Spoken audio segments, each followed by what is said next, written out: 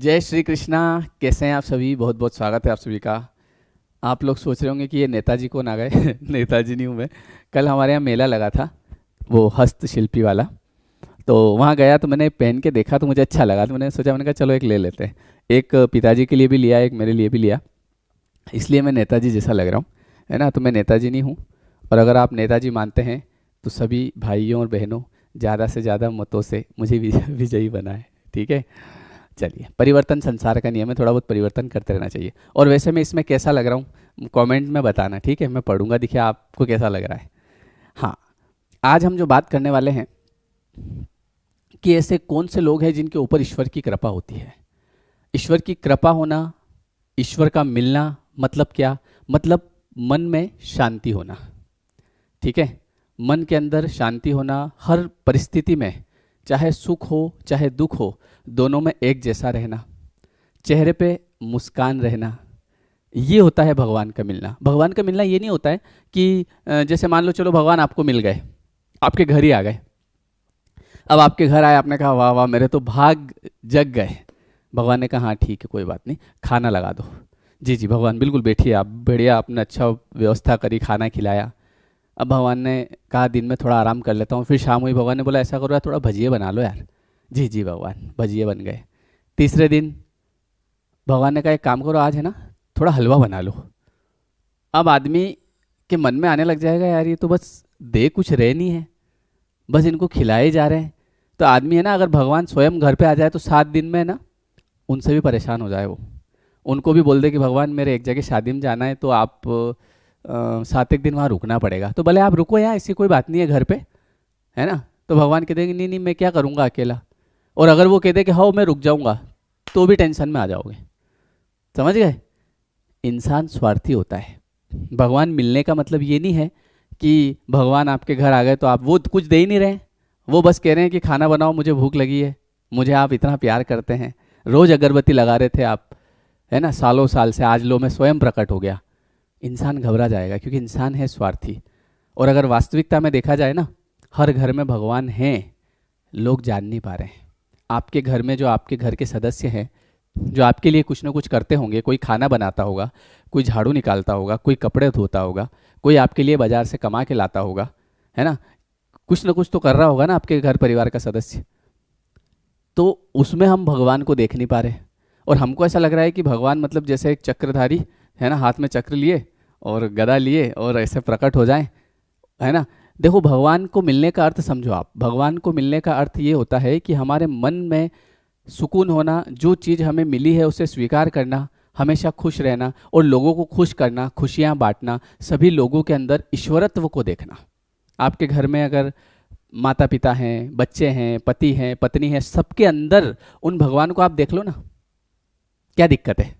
नहीं देख पाते? अरे सर कैसी बात कर दी, अरे क्या बताएं आपको, ऐसा है। ठीक है वो मैं समझ सकता हूँ, लेकिन फिर भी ईश्वर का मिलने का मतलब होता है हमेशा आदमी हर परिस्थिति में शांत रहे। और ये कैसे होगा मैं आपको बताता हूँ।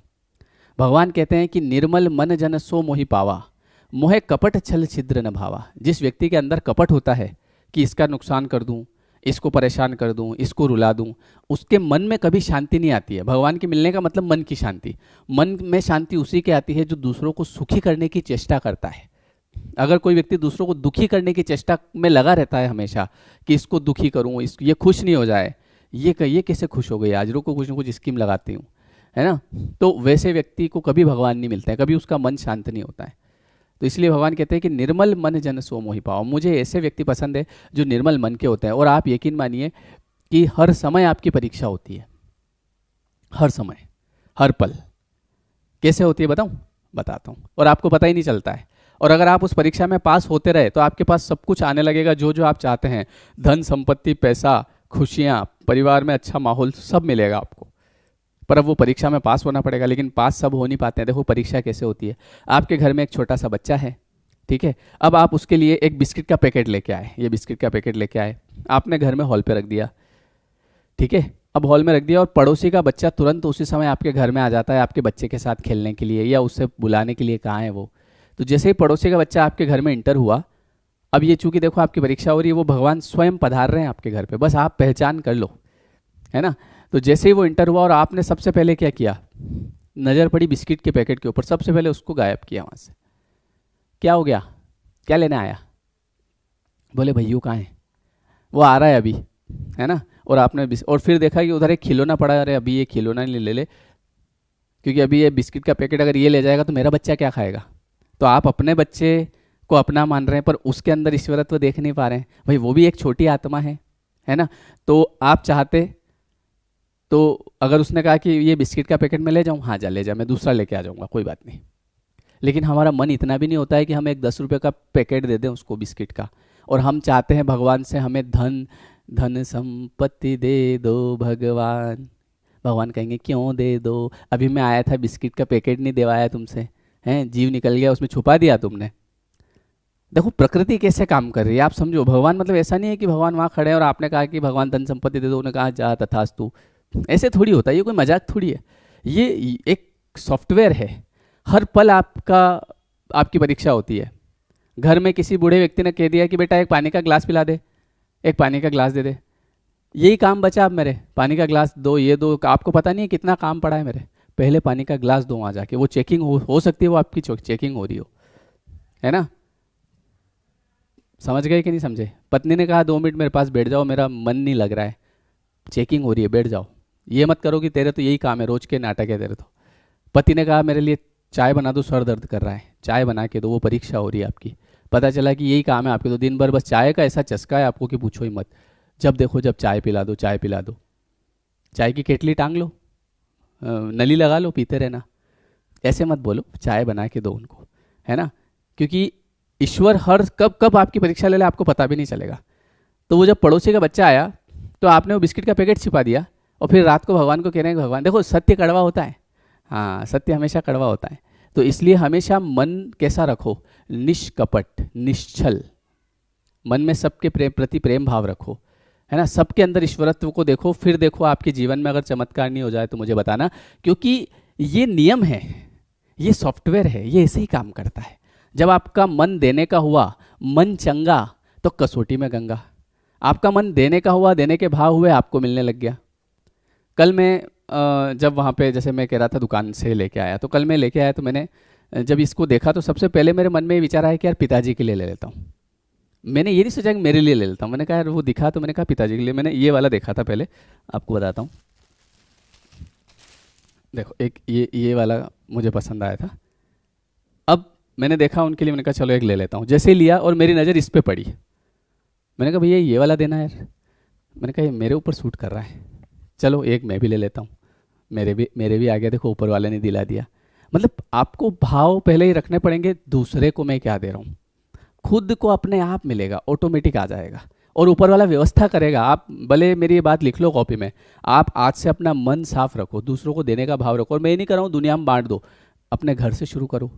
दूसरे अगर खुश हो रहे हैं तो आप उसमें खुश हो जाओ। कई लोग अपने घर के लोगों को खुश नहीं देख पाते, होता है ऐसा। अपने घर वालों को अपना समझो, उनके अंदर ईश्वरत्व देखो, है ना। देने का भाव रखो लोगों का। मन ऐसे मन में कपट मत रखो कि इसको क्यों दूं, ये नहीं ले जाए कहीं, है ना, मेरा बच्चा क्या खाएगा, ऐसे भाव मत रखो। खा ले बेटा कोई बात नहीं, है ना, तू भी बच्चे ही है, छोटी जान है वो, है ना। तो ईश्वर का मिलने का मतलब क्या, मन में हमेशा शांति रहना, सुकून रहना। और आप जब देना शुरू करेंगे ना, तो ऐसा नहीं कि आप लुट जाएंगे, आपके पास आना शुरू हो जाएगा। और जितना आप छुपा के रखेंगे चीज़ों को, जितना आप किसी को देंगे नहीं, है ना, घर परिवार में ये तो मेरा, ये मेरा छोड़ दो, मेरा कुछ नहीं है। किसी ने कहा कि ये मैं रख लूँ, रख ले कोई बात नहीं, फिर देखो आपके पास आना शुरू होगा। ये नियम है, समझ गए, ऐसे होता है। तो इसलिए ईश्वर उसी को मिलता है। और ईश्वर के मिलने का मतलब आप समझ गए होंगे। ईश्वर मिलने का मतलब ये नहीं है कि आपके घर भगवान आ गए, उनको भी आप कह दोगे 7 दिन में कि भगवान जाओ, मुझे हमें कहीं जाना है शादी में, है ना, अर्जेंट है। और भगवान ने अगर ऐसा कह दिया कि वाह कोई बात नहीं तुम शादी में जाके आ जाओ, मैं यहीं रुक जाऊंगा, तो भी आपका जी घबरा जाएगा कि अरे भगवान कुछ यहाँ घर पे अकेले रहेंगे, हैं, कौन ध्यान रखेगा। क्योंकि विश्वास तो भगवान पे भी नहीं है हमको। मन को निर्मल रखो, मन को अच्छा रखो, सब ऊपर वाला अपने समय पे देगा। ठीक है, जय श्री कृष्णा। कमेंट करके बताना कैसा लग रहा हूँ, है ना, मैं कमेंट पढ़ता हूँ आपके। चलिए, थैंक यू एवरीवन, जय श्री कृष्णा।